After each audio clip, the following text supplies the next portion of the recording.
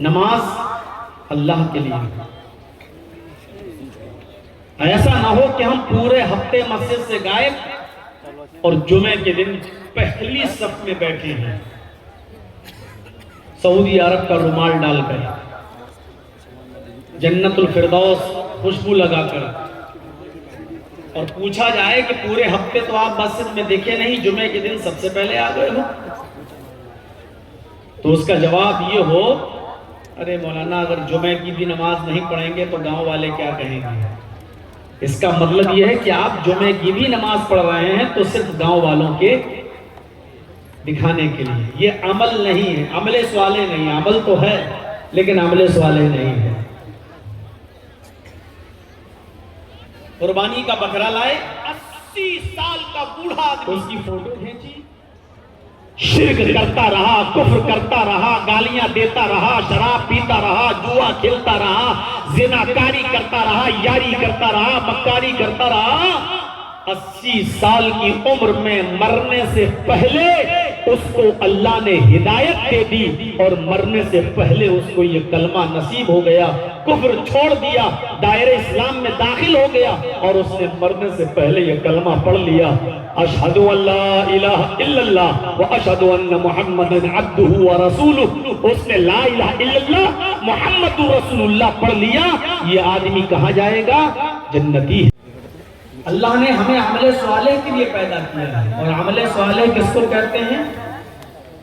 جو خالصتاً اللہ کے لیے کیا جائے، جس میں کوئی چیز بھی ریا اور نمود کے طور پر نہ ہو، دکھاوے کے لیے نہ ہو۔ مثلا نماز اللہ کے لیے، ایسا نہ ہو کہ ہم پورے ہفتے مسجد سے غائب اور جمعے کے دن پہلی صف میں بیٹھے ہیں، سعودی عرب کا رومال ڈال کر، جنت الفردوس خوشبو لگا کر، اور پوچھا جائے کہ پورے ہفتے تو آپ مسجد میں دیکھے نہیں، جمعے کے دن سب سے پہلے آ گئے ہو، تو اس کا جواب یہ ہو، ارے مولانا اگر جمعے کی بھی نماز نہیں پڑھیں گے تو گاؤں والے کیا کہیں گے؟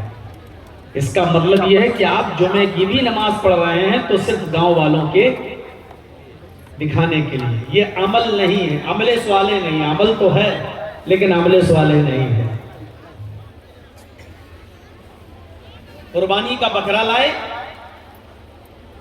اس کی فوٹو کھینچی، فیس بک پہ ڈال دیا، واٹس ایپ پہ ڈال دیا، لوگ کہہ رہے ہیں ماشاءاللہ کتنا اچھا بکرا، کتنے کا لائے؟ 25,000 30,000۔ اب آپ اس کی نمائش کر رہے ہیں،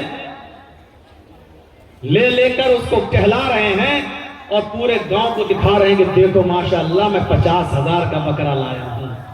آپ قربانی کر رہے ہیں، یہ عمل تو ہے آپ کا لیکن عمل صالح نہیں۔ تو دو چیزیں، اِلَّا الَّذِينَ آمَنُوا وَعَمِلُوا الصَّالِحَاتِ، جو ایمان لائے اور جنہوں نے عمل صالح کیے، نیک اور اچھے عمل کیے، ان کے لیے اللہ کے پاس ایسا اجر ہے، اتنا بڑا انعام ہے جو کبھی ختم نہیں ہوگا، فَلَهُمْ أَجْرٌ غَيْرُ مَمْنُونَ، کبھی ختم نہ ہونے والا اجر ہے۔ ایمان کی بہت سی شاخائیں ہیں،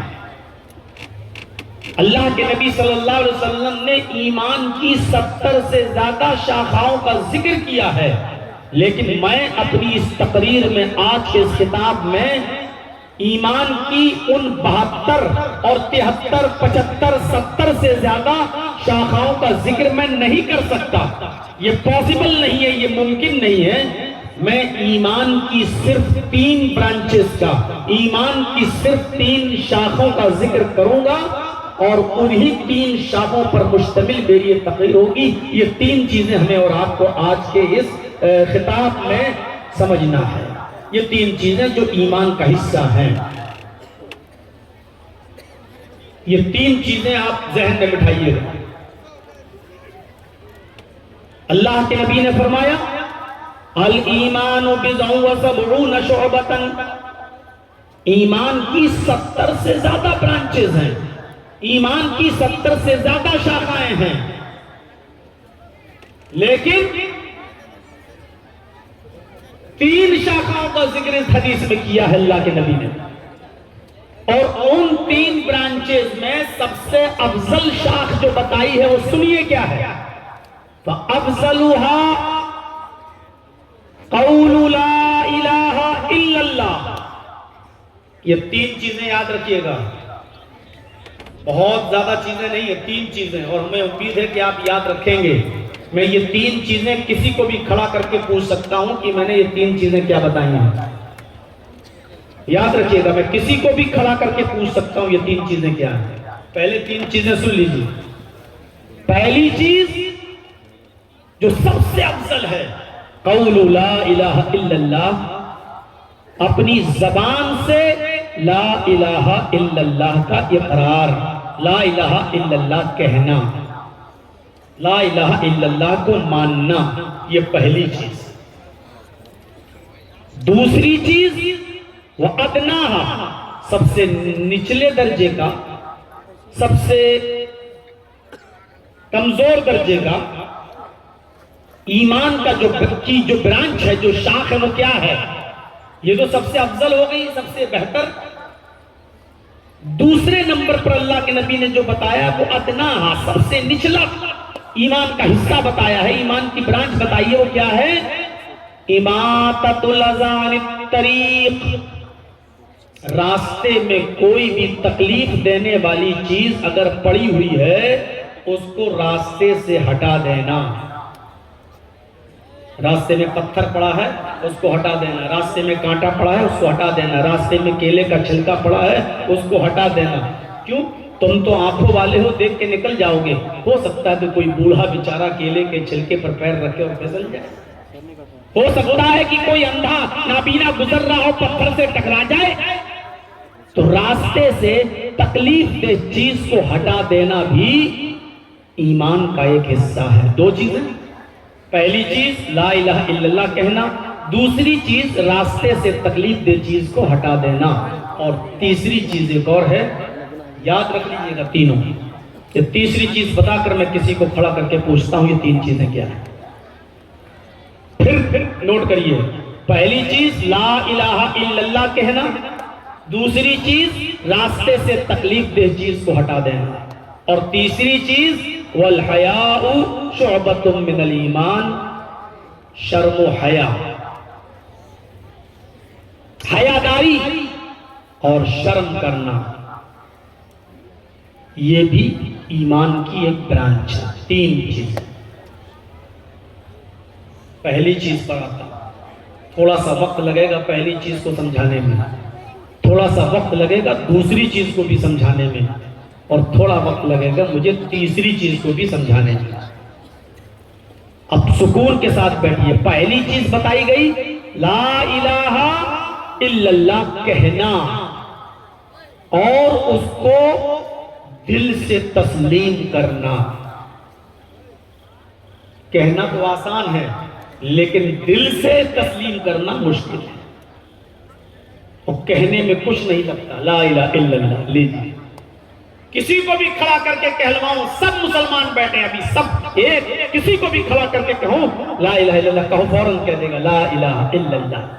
جتنا یہ زبان پر آسان ہے، اللہ کی قسم اس کو اور اس کلمے کے تقاضے کو پورا کرنا، اس کو دل سے تسلیم کرنا، اس پر عمل کرنا، اور اس کلمے کے مرد کے تقاضے کے مطابق اپنی زندگی کو ڈھالنا اتنا ہی مشکل ہے۔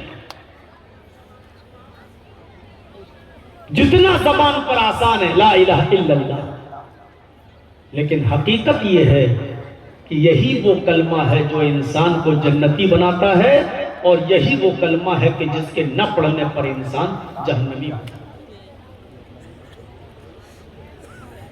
جو چیزیں ہمیں جنت میں لے جائیں گی ان چیزوں میں پہلی چیز اللہ کے نبی نے یہی بتائی ہے، من قال لا الہ الا اللہ دخل الجنہ، جس نے کہا لا الہ الا اللہ وہ جنت کے اندر داخل ہوگا۔